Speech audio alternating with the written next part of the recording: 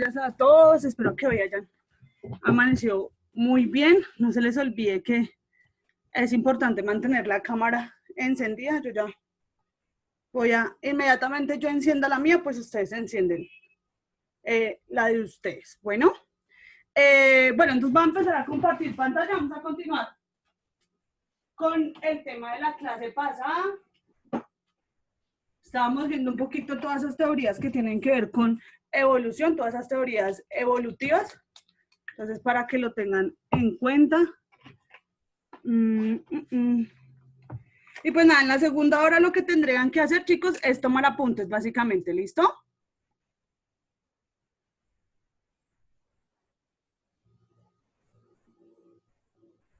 Ya les empiezo a compartir pantallita. Espere, ya enciendo mi cámara porque es que se me traba. Sí, enciendo la cámara antes de compartirles.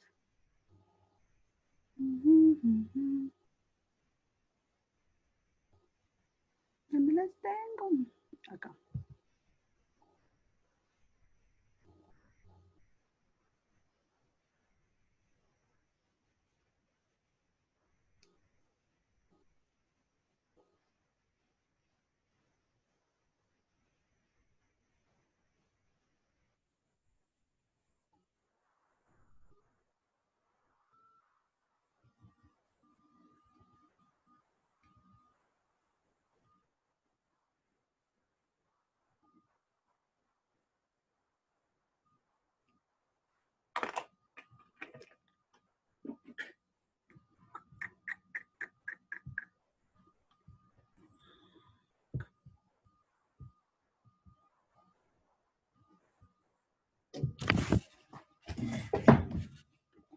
Hola, hola a todos, muy buenos días. Entonces espero que el día de hoy les haya ido muy bien. Entonces vamos a seguir trabajando un poquito lo que es evolución. No sé si recuerdan algo de pronto la clase pasada de lo que les haya comentado.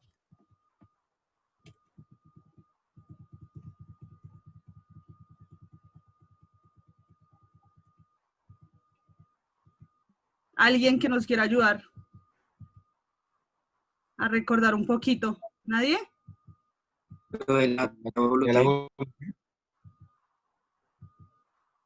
Todo lo que tiene que ver con evolución, ¿cierto? Hablábamos un poquito de eso. Espérenme, ubico un poquito donde estamos por acá.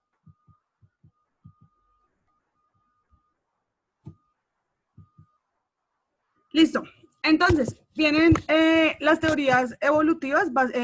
Básicamente esas teorías evolutivas vienen siendo como, pues, esas explicaciones que se quieren dar, ¿cierto? A los procesos de cambio que se han dado mediante el tiempo. No olvidar que todos estos procesos de cambio, chicos, han sido secuenciales y han sido graduales. ¿Qué significa eso? Que han pasado demasiados años para que esos cambios sean evidentes y realicen, ¿sí? Que las especies de pronto se puedan diferenciar, ¿sí? Y lo que hablamos de un proceso de especiación, puede haber un proceso de especiación, ¿sí? De la aparición de una nueva especie a partir de los cambios que la aíslan tanto de la especie de pronto a la que perteneció, ¿listo? Las teorías evolucionistas básicamente pues van a intentar explicar todos esos procesos mediante argumentos y mediante de pronto experimentos o evidencias, más que todo esta teoría no es tanto de experimentación, sino es más una teoría de observación, ¿cierto? De observar los cambios y, digamos, los tiempos que hemos tenido pues en la historia de la Tierra, que eso también sería como muy importante. La primera teoría que tenemos la hace un señor que se llama Lamarck. Yo les hablaba un poquito de que este señor en la actualidad se considera que pues tenía un poquito de razón con todo su argumento y con todo lo que de pronto él nos estaba compartiendo. Porque básicamente el lamarquismo, ¿sí? Establece, ¿sí? Que todos tenemos impulsos internos hacia ser perfectos, ¿cierto? Y pues biológicamente ser un ser perfecto, ¿sí? Sería poderme adaptar a cualquier condición ambiental sin problema alguno, ¿sí? Adaptarme de la manera más adecuada para mí, ¿listo? básicamente él dice que pues esa perfección le va a llevar a uno a ser cada vez un organismo más complejo y que al ser un organismo más complejo, eso yo se la voy a poder heredar a mis generaciones siguientes. Él expresa dos puntos bastante importantes en su teoría y es que una, sí, es la herencia de los caracteres adquiridos. Él dice que todos los caracteres que nosotros adquirimos o todos los caracteres que nosotros estimulamos, sí, dependiendo del ambiente, esos caracteres van a ser heredados a nuestras futuras generaciones, o sea, heredados a los hijos que nosotros vayamos a tener. Entonces, ¿qué hablamos, digamos, por qué hablamos del ambiente y de las características de las personas? No sé si ustedes recuerden por allá en octavo, cuando se hablaba de genética mendeliana, recuerdan el concepto de fenotipo. ¿Alguno de ustedes recuerda el concepto de fenotipo? Creo que era de las características, ¿no? O ese es el genotipo. Era una de dos.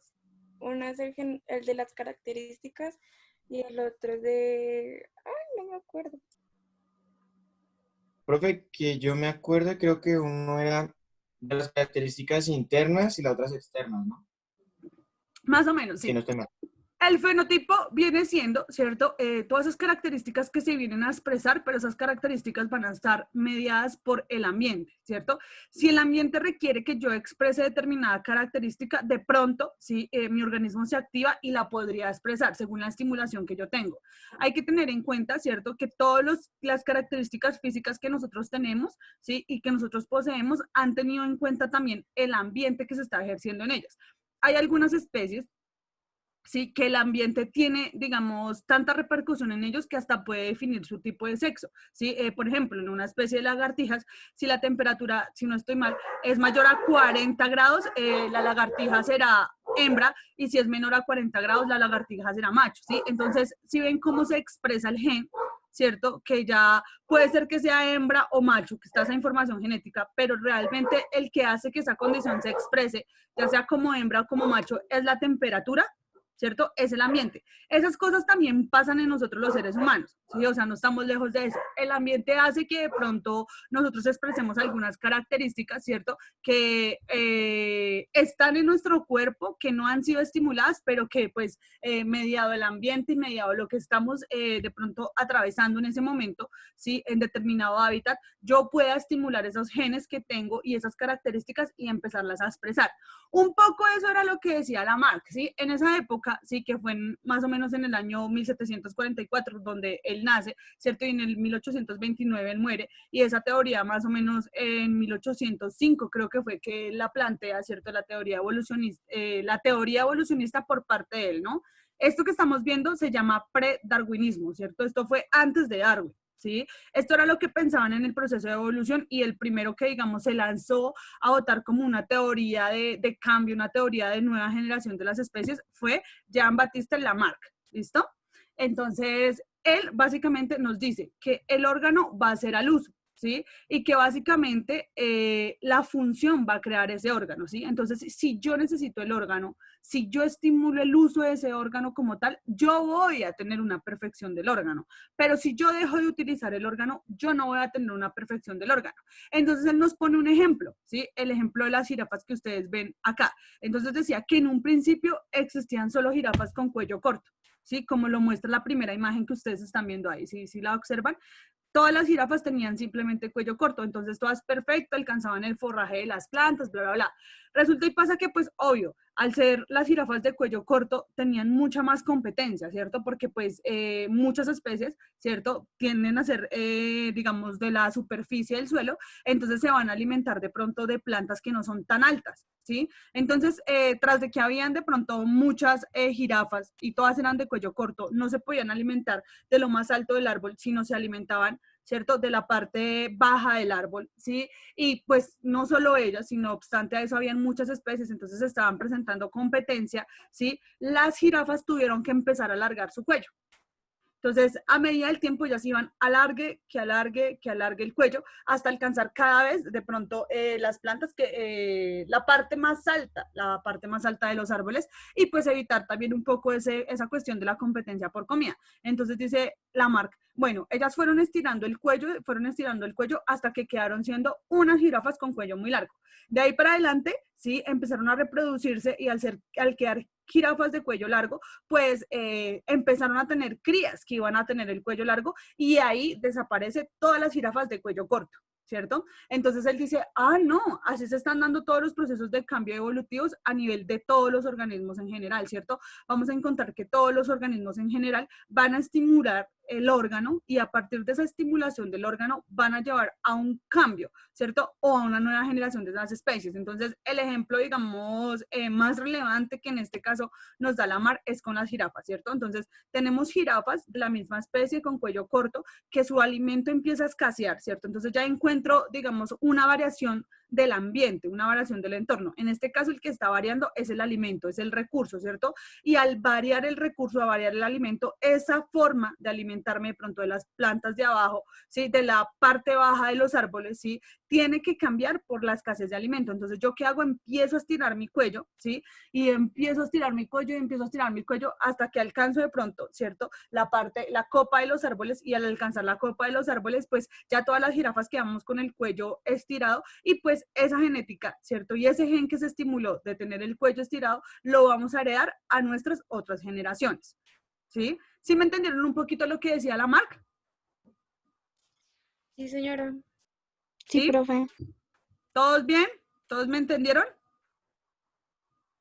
Por acá en este lado. ¿Bien, bien? Sí, señora. ¿Alguna pregunta hasta ahí? De pronto que me tengan que hacer algo por decirme, nada, todo bien. Listo, chicos. Entonces, Lamar viene y nos dice básicamente que ese mecanismo de evolución, ¿cierto? De las jirafas, básicamente se dio porque pues la comida escaseaba, ¿cierto? Ellas hicieron crecer su cuello y al hacer crecer su cuello, de ahí para adelante ese gen se iba a heredar en todos sus hijos y todos sus hijos iban a ser pues de cuello estirado. Entonces, dado a eso, pues todas las jirafas en la actualidad tienen el cuello estirado, según Lamarck. ¿Listo? Según Lamarck. A eso se le conoce como el lamarquismo. Lo más importante que yo quiero que ustedes tengan en cuenta del lamarquismo es que Lamarck nos dice que el órgano hace al uso. ¿Listo? Que el órgano, que el uso va a hacer el órgano, ¿cierto? Entonces, entre más yo use ese órgano y entre más tenga que de pronto variar las funciones de ese órgano, más lo puedo llevar, ¿sí? A que sea un órgano complejo y al ser un órgano complejo va a acercarse un poco más a la perfección biológica en este caso, ¿cierto? A poderme adaptar perfectamente a cualquier tipo de ambiente, para que lo tengan en cuenta. ¿Cuál es el ejemplo más representativo? Pues el ejemplo de las jirafas. Listo. Entonces, ahora sí viene pues la teoría que tenemos en nuestra actualidad, ¿cierto? Es la teoría de Charles Darwin y Alfred Russel Wallace, ¿sí? Charles Darwin nace en 1809 y muere en 1882 y Alfred Wallace nace en 1823 y muere en 1913, ¿sí? Wallace era mucho más joven que Darwin, pero pues aquí la ventaja, digamos, de la publicación de la teoría de las especies, básicamente fue que Darwin tenía mucho más dinero que lo que tenía Wallace para pues poder publicar su libro y poder, digamos, mostrar el trabajo que ellos dos en conjunto habían realizado, porque como se los contaba un poquito, la teoría de la evolución siempre se le ha atribuido mucho pues a Darwin y simplemente a Darwin, pero no, ¿sí? Realmente muchas cosas también de las que explica Darwin se las había explicado Wallace. ¿Listo? Entonces, como ellos hacían un intercambio de cartas porque estaban investigando en lugares diferentes, haciendo observaciones en lugares diferentes, pues esas cartas que Wallace le enviaba a Darwin, ¿sí? Básicamente Darwin las cogía, complementaba también sus apuntes y con eso fue que construyó básicamente toda su teoría, ¿listo? Pero pues él tampoco nunca le dio el crédito ni atribuyó pues a todo ese trabajo que había hecho Wallace, que pues realmente fue muy importante para que pudieran sacar la teoría de la evolución.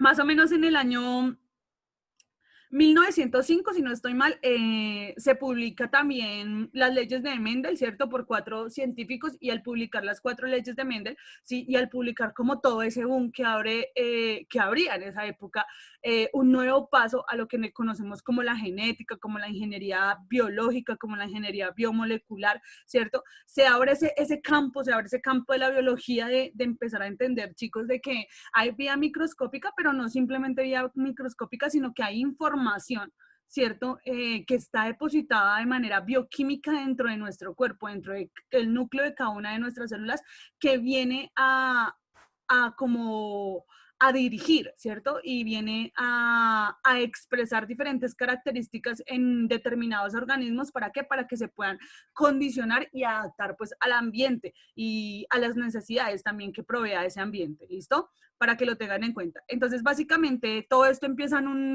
un barco que se llama el Beagle, ¿sí? Ese barco que se llama el Beagle es donde Darwin empieza a hacer como toda su expedición y se dirige pues a la isla de los Galápagos, ¿sí?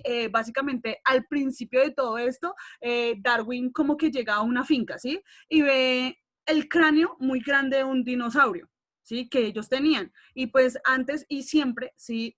Una de las pruebas de que nosotros hemos evolucionado y de que la Tierra ha evolucionado son los fósiles, ¿sí? Nosotros aquí en Colombia encontramos el fósil más grande a nivel de serpientes. Encontramos una serpiente que se llama la Titanoboa cerrejonensis, ¿sí? La Titanoboa cerrejonensis era una boa que existió en el Cenozoico, Mesozoico, espere que creo que es el Mesozoico final, el Mesozoico, pero es que ese tiene otro nombre. Bueno, entonces eso fue como para entrar ya casi en la época donde apareció el ser humano, ¿sí? Porque pues nosotros aparecimos fue casi nosotros estamos en la última era paleozoica, ¿cierto? Que creo que es el Mesozoico, si no estoy mal, pero entonces como que el Silúrico, algo así se llamaba, o sea, como el del final, ¿sí? Y ahí existió la Titanoboa constrictor, ¿sí? La Titanoboa constrictor era una especie de serpiente como la boa constrictor que nosotros conocemos ahorita en la actualidad, que no tenía absolutamente ningún depredador, ¿cierto? Que el único que se considera que podía depredarla, y ni siquiera así, era una tortuga que era igual de grande como, ¿ustedes han visto esas mesas redondas? ¿Cierto que hay veces uno tiene en la casa, que son muy comunes, las grandotas esas redondas? ¿No tienen ustedes? ¿Ya tienen de vidrio? ¿Ya son de Sí, mejor señora. clase? Bueno, pero entonces imaginemos también la de vidrio, la que es redonda de vidrio. Así de grande más o menos era la tortuga en esa época. Las disposiciones de oxígeno en esa época creo que es el Mesozoico, si no estoy mal, o el Cenozoico, bueno, se me olvida en este momento, ¿sí? Las concentraciones de oxígeno que habían en esa época eran bastante altas, o sea, había mucha concentración de oxígeno. Entonces, al haber tanta concentración de oxígeno, todos los organismos y todos los cuerpos entraban a ser mucho más grandes que los de la época de ahorita. O sea, que el oxígeno hace crecer a las personas, efectivamente sí. O sea, una buena oxigenación permite de pronto que se desarrollen bien todos los procesos biológicos y bioquímicos que uno tiene dentro del cuerpo y también físico-químicos que se dan dentro del cuerpo, ¿sí? Y permite pues un mejor desarrollo o una mejor evolución del organismo. Entonces, en esa época, como el oxígeno era tan puro y habían tanta disposición de concentraciones de oxígeno, ¿sí? Los organismos eran bastante, pero bastante grandes, ¿sí? Entonces, las tortugas, que era como el único enemigo que en esta época tenía la Titanoboa cerrejonensis, era el único como que batallaba con ella y era parte el único animal que creo que ya tampoco se podía comer porque pues el caparazón no se le podía disolver con los jugos gástricos que manejan esas serpientes, ¿sí? Y básicamente pues ellos peleaban, ¿sí? Se atacaban unos a los otros y básicamente lo que hacía la tortuga era como morderle pedazos, quitarle pedazos, hasta que pues ella ya de pronto de perder tantos pedazos muriera desangrado, yo qué sé, ¿sí? Esa era la única manera de pronto de que la Titanoboa, ¿sí? cerrejonensis tuviera un depredador, ¿cierto? O tuviera algo que la pudiera atacar, ¿sí? Básicamente en aquella época, en esta época que les estoy contando. Y el ejemplo vivo de que esa serpiente existió era una serpiente que medía de longitud, o sea, de ancho, aproximadamente como 6 metros, si no estoy mal, y de largo 30 metros. O sea, imagínense lo grande que era. Si las que ahorita alcanzamos a ver, ¿sí? Una boa constrictor, creo que la que más grande se encontró en ese momento en el Amazonas ha sido una serpiente de 4 metros, casi tirando a los 5 metros, 4 metros y medio. Y en esa época esa serpiente medía 30 metros, ¿cierto? Y tenía 6 metros, ¿cierto? De longitud, de grosor, por decirlo de esa manera. O sea que usted cabe perfectamente de pie, o sea, cabía perfectamente de pie en la serpiente como tal. Y ese fósil, ¿cierto? Y la evidencia de que esa especie de serpiente existió y los huesos de esa especie, ¿cierto? Los fósiles de esa especie se encontraron en el Cerrejón, acá en La Guajira, ¿cierto? Entonces, al encontrarse allá, se encontró por una expedición de unos canadienses, si no estoy mal, y de una gente de la Nacho, ¿sí? Ellos se fueron a expedicionar y a buscar fósiles porque, pues, nosotros tenemos zonas que son digamos, bastante ricas. Bueno, eran, ya no, que eran bastante ricas en fósiles, ¿cierto? Que es la zona más o menos de Boyacá. ¿Ustedes alguna vez han ido por allá? Ay, es que se me escapa el nombre, pero entonces, no es Villa de Leyva porque no es Villa de Leyva, que es como el lugar más famoso, ¿sí? Dime. Chiquinquirá. Eso sí, es más tirado para el lado de allá, más tirado para esos lados, como de Paipa, Chiquinquirá, como para esos lados más para allá, más para el Falundito. Hay un lugar que en este momento no lo recuerdo, chicos, pero es una zona de muchas montañas allá en Boyacá. No me acuerdo el nombre, pero realmente en la universidad sí nos llevaron allá. Y roca que usted pique, roca fósil que usted encuentra, o sea, es una vaina loca, ¿sí? Y pues los fósiles, de hecho, que más se han conservado y los que más encontramos son los amonitas. ¿Alguna vez los han visto? ¿Las amonitas? No, No, profe. señora. ¿No? ¿Se han visto esos cositos así que son como una bolita? Que parece un caracolcito que No. está Sí, pegado. sí, sí. ¿Nunca Ya. han visto? Ah, ya, sí, Ya sí, me sí. acordé. Vengan a ver, les digo por acá, a ver si por acá hay un fósil de esas. Pruebas anatómicas, en biológicas, biomoleculares, no. Mecanismos de evolución, anatómicas, el hecho de la evolución, darwinismo, venga, acá. Paleontológicas serían acá. Pues bueno, más o menos, si ven, esta piedra que ustedes están viendo, esto que está acá, esto que está acá, ¿sí? Sí, señora. Eso es un fósil de un cocodrilo, ¿sí? Eso es un fósil de un cocodrilo. ¿Cuáles son las partes que se fosilizan, chicos? Los dientes, los huesos, ¿sí? Entonces, ¿qué es fosilizarse? De que pasa tanto tiempo de que estas partes parecen tierra, ¿sí? O sea, parecen piedras, se siguen conservando, pero parecen como una piedra, que si usted la mueve muy duro además, se puede como desintegrar, ¿sí? A eso se le conocen como fósiles, esas huellas que han quedado como marcadas en la tierra, ¿sí? Como marcadas, digamos, sí, en la tierra, que si usted de pronto las coge muy duro y demás, estas partes se pueden perder, ¿sí? Hay algunas de estas partes que quedan fosilizadas bastante compactas, por decirlo de esa manera, como por ejemplo la Titanoboa rejonensis que yo les cuento, ¿sí? La Titanoboa rejonensis se le encontraron todo, absolutamente todo, desde todas las vértebras que tiene la serpiente hasta la mandíbula y la cabeza, o sea, la cola, toda se pudo reconstruir, absolutamente toda, o sea, esa especie, ¿sí? Quedó completica, por decirlo así. Entonces, claro, cuando la fueron a limpiar y cuando la estaban limpiando y empezaron a encontrar. ¿Ustedes se han visto Los Simpson cuando encuentran ese ángel que era del centro comercial? Sí, señora. Más o menos así, ¿sí? Eso que la gente empezó a limpiarlo así suavecito y que lo soplaban con un pincelito y todo eso, así hay que hacer, o sea, lo mismo se hace cuando se encuentra un fósil, ¿sí? Usted lo limpia suavecito, revisa, empieza a comparar, digamos, de qué especie pudo haber pertenecido, ¿sí? Empieza a buscarle como primos, parentescos y empieza a explicar qué era, ¿sí?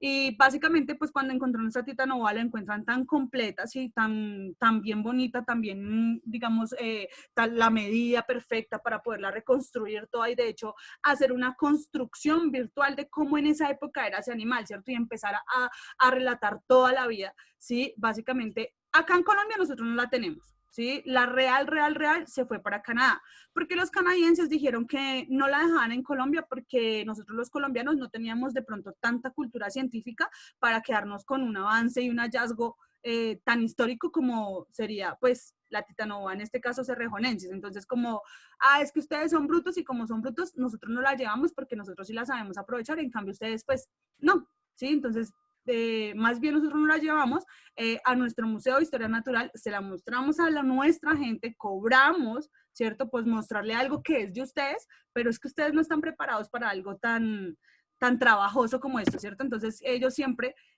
tan lindos, tan hermosos, siendo muy amables con nosotros y robándonos todo, absolutamente todo, empezando también por esas muestras de fósiles, ¿cierto? Que son encontradas en nuestro territorio. Pero, ¿cierto? No obstante, ellos todos bonitos, todos hermosos, todos preciosos, dijeron, ay no, pues pongámosle Cerrejonensis, porque pues la encontramos en el Cerrejón de la Macarena, para que al menos la gente sepa, ¿cierto? De que se encontró allá en Colombia. ¿Sí? Entonces, pues por eso el nombre de ella es Titanoboa cerrejonensis, porque se encontró en el cerrejón de la Guajira, es que la Macarena, de la Guajira. ¿Listo?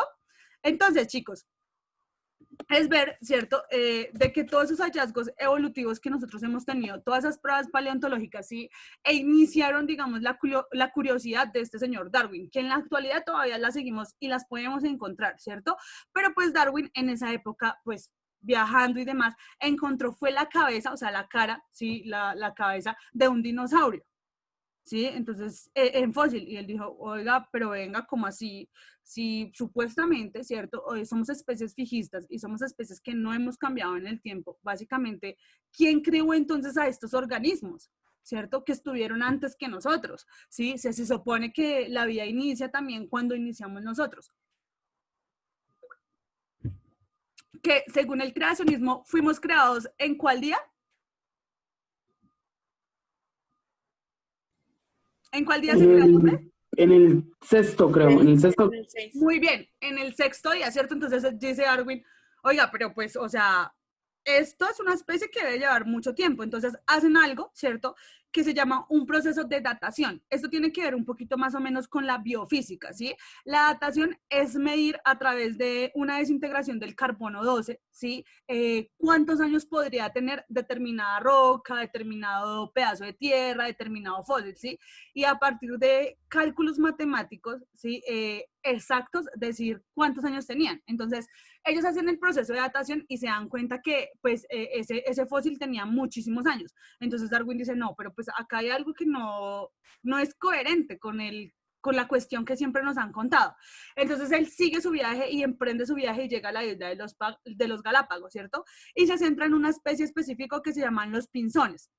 ¿Sí? Llega y empieza a analizar los pinzones y se va a una parte de la isla y analiza que en esa parte de la isla los pinzones que hay ahí se alimentan de unas plantas que no tienen tan hundido el pedazo como de donde pueden coger el néctar, ¿cierto? Que no tienen hundido, ¿cómo se llama eso? De donde se coge el polen, las anteras. Pues básicamente la flor no tiene tan atrás las anteras, sino las tiene un poquitico más salidas. Entonces él se pone a analizar el ave y dice, oiga, esa ave tan bonita, mire, tiene el pico cortico, no sé qué, y él empieza a dibujarla, porque Darwin era un muy buen dibujante. De hecho, si en algún momento de la vida alguno de ustedes, no sé, piensa estudiar biología, yo no, sino todos los biólogos no dibujamos, porque yo no dibujo nada, ustedes saben, sí, pero pues la gente que es así muy entregada a la biología, demasiado entregada a la biología, siempre tienden a ser unos dibujantes de locura, ¿sí? Porque una de las cosas, digamos, que los biólogos hacen es manejar algo que se llaman los diarios de campo. Y en los diarios de campo, cuando de pronto tú te vas a una expedición de campo, que son expediciones que pueden durar una semana, 2 semanas, o son expediciones que pueden durar 1 año, 2 años, 3 años, yo qué sé. ¿Sí? La de Darwin creo que duró aproximadamente 3 años, si no estoy mal. Él duró 3 años haciendo todo el recorrido para coger las pruebas suficientes y escribir su libro que se llama, pues, La teoría de la evolución. Y si ustedes revisan el libro de La teoría de la evolución, ustedes van a evidenciar los dibujos, ¿cierto?, que hacía él, ¿cierto? Y no solo que hacía él, sino que hacía también Wallace. Y realmente lo más importante de los dibujos que ellos hacían era tener en cuenta todas esas características que no parecían importantes, ¿cierto?, para poder, pues, generar la explicación. Y él coge los pinzones y se da cuenta que en esa parte, pues, el alimento de ellos, en la parte del néctar, donde pueden coger el néctar, es mucho más, digamos, no tan honda, sino mucho más salidita.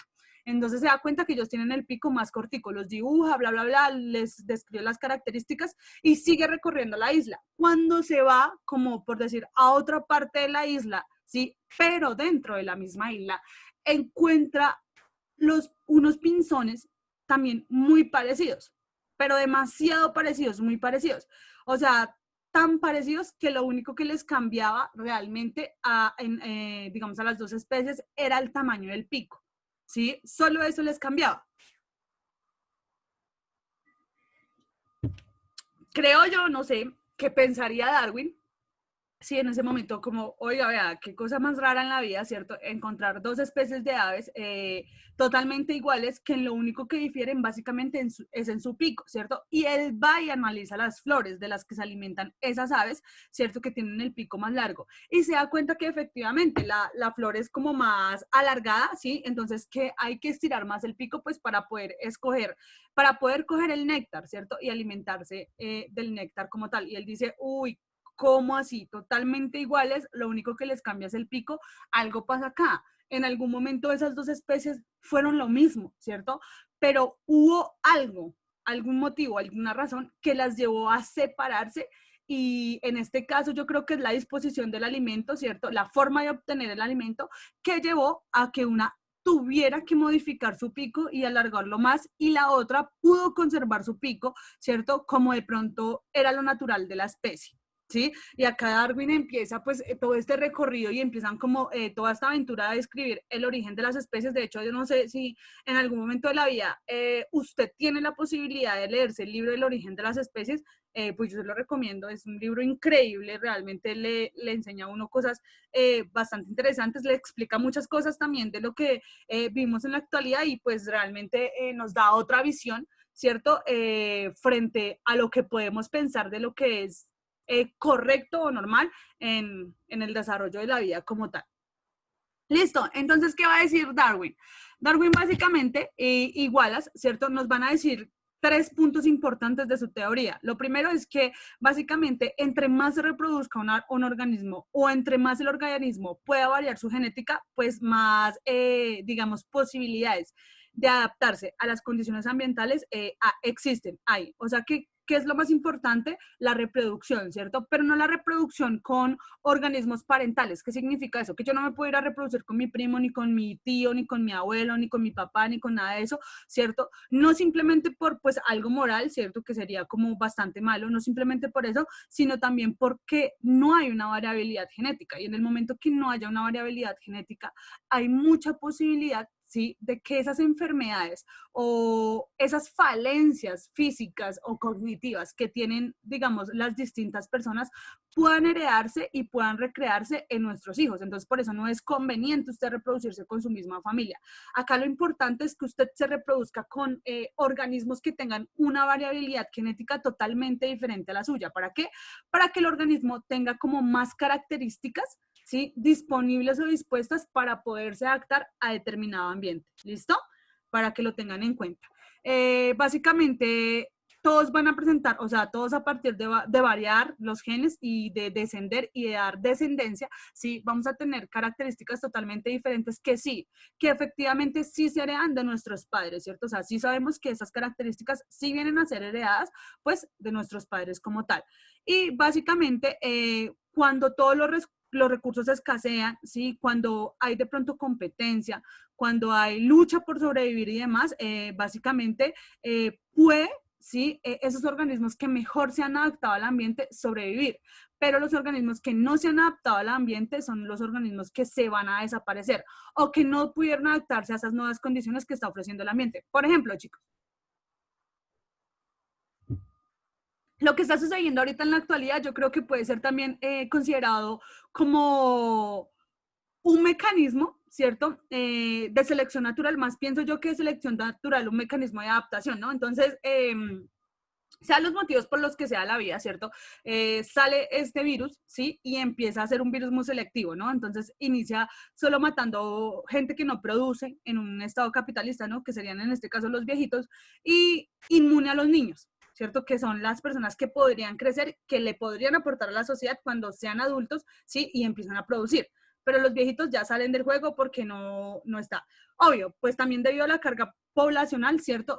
Nace esa competencia, ¿sí? Esa competencia de no dejarme tocar del virus porque si el virus me toca yo me puedo ver afectado y también puedo llegar a la muerte, ¿sí? Y básicamente es ver quién se adapta y quién es fuerte para poder superar el virus y seguir viviendo, ¿no? Que es lo que básicamente es lo que nos estamos enfrentando pues ahorita frente al coronavirus, ¿no? Entonces estamos en la lucha, ¿sí? De ver si nuestro cuerpo, ¿cierto? Si nuestro organismo, si nuestras defensas se pueden condicionar, ¿sí? A la presencia de ese virus y pueden sobrellevar, ¿cierto? Y vencer ese virus. Se ha evidenciado que la mayoría de personas no, ni siquiera, o sea, hay mucha gente que se ha curado de ese coronavirus, o sea, eso no es que, pero también hay mucha otra gente, obvio, que de pronto era gente débil, ¿sí? Era gente con un sistema inmunodeficiente muy de pronto carente, ya sea por su alimentación, ya sea por su forma de vida y demás, y es gente que no ha podido de pronto sobrevivir a la batalla contra el coronavirus. Pero la gente que ha sido fuerte, la gente que ha sido bien alimentadita, de hecho hasta un señor como de 105 años sobrevivió al coronavirus. O sea, es porque hay gente que se ha alimentado muy bien y que su organismo es muy fuerte y se adapta muy bien a los cambios, a las condiciones que han habido, ¿cierto? Entonces, en este caso no sería el más fuerte, ¿sí? Porque no está siendo el más fuerte, sino el que tenga mejores condiciones, ¿cierto? Para poderse adaptar a vivir, ¿cierto? En presencia del virus. Entonces, ahorita, pues, nos inventan la vacuna, pero, pues, ¿qué significa la vacuna? O sea, ¿qué es una vacuna, chicos? ¿Ustedes saben qué es una vacuna? Es el mismo virus, ¿no? Pero con ciertos cambios. Es el mismo virus, ¿cierto? Es el mismo virus, digamos, más débil, ¿sí? Entonces, ¿qué asegura que ese virus sea más débil? Y ni siquiera, ni tanto. Pónganle cuidado, ¿qué pienso yo? ¿Sí? En lo que yo pienso, ¿no? En lo que Marilyn piensa, yo no estoy diciendo que piensen ustedes así, ¿sí? Pero en lo que Marilyn piensa, yo pienso que es una desventaja total vacunarse, ¿cierto? Empezando, chicos, por algo, ¿sí? Porque empezando, todo esto es un proceso de experimentación, ¿cierto? Entonces, si usted se vacuna, usted está siendo parte de la experimentación de ellos. Aparte de tener en cuenta, ¿sí? De que todos los organismos no somos iguales, ¿sí? Entonces, al no ser iguales, básicamente, podemos reaccionar de maneras diferentes ante el virus, ¿sí? No sé, se desconocen todas las maneras de reaccionar, chicos, ¿sí me entiende? Porque, pues, o sea, la única forma de saber cómo va a reaccionar, pues, es vacunando a todo el mundo, pero, pues, ¿qué tal usted se vacune y se muera? Porque no, su cuerpo no pudo reconocer el virus o demás. Así lo que pasaba un poquito con las vacunas del virus del papiloma humano. Ustedes sí se enteraron un poquito de esas vacunas cuando a todas las mujeres las empezaron a vacunar gratis y que empezaron a llegar a los colegios y que las niñas después de los 9 años, que el virus del papiloma humano, que las vamos a vacunar, que mejor dicho mata a muchas mujeres en Colombia, bla, bla.